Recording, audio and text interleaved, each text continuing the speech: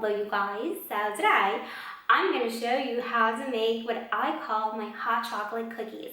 I absolutely love hot chocolate, especially now you know that it's getting cold, and I thought it would be really fun to make a cookie that captures the essence of hot chocolate.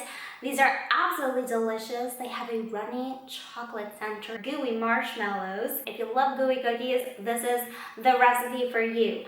That being said, let's get started and let's make these.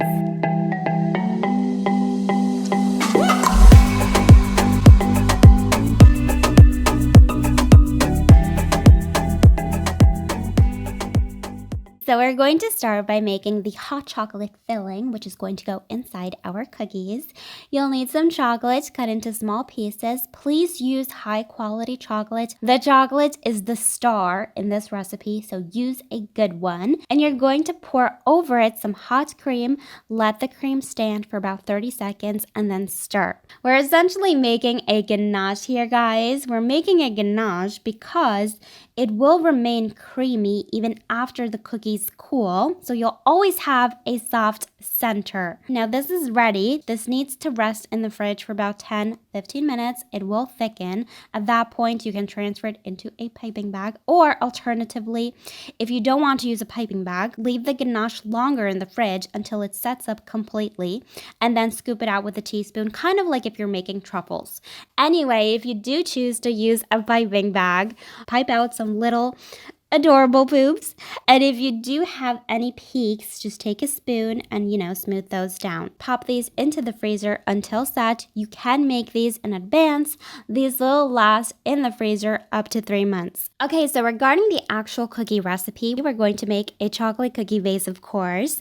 To my soft butter, I've added some sugar, cream those together, and then you can add the egg yolks. Now, if you don't need eggs, you can substitute those for 2 tablespoons of water, and I have shown you how to veganize my cookie recipes, and I will leave a link to that video in the description box in case you haven't seen it, in case you want to see it. Also, I did get some questions. People were asking if that method works for all cookie recipes.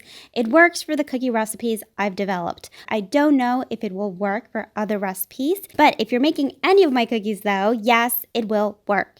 Stir in the dry ingredients, careful to not overmix, and give this video a thumbs up if you're enjoying it. And subscribe if you're new around here. Okay, so this is ready. Form your cookie dough balls using an ice cream scoop. If you find that the dough is too soft to work with, pop it in the fridge for about 15 minutes or just flour your hands. That way the dough doesn't stick, and place in the center of your cookies the frozen ganache. Wrap everything back up, roll your cookie back into a ball. Just make sure the ganache is completely sealed into the cookie dough.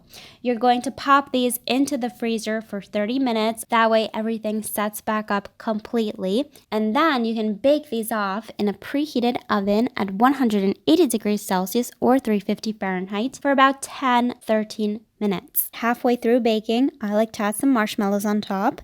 And when you take these out of the oven, let these sit for about 10 minutes because these will be super fragile.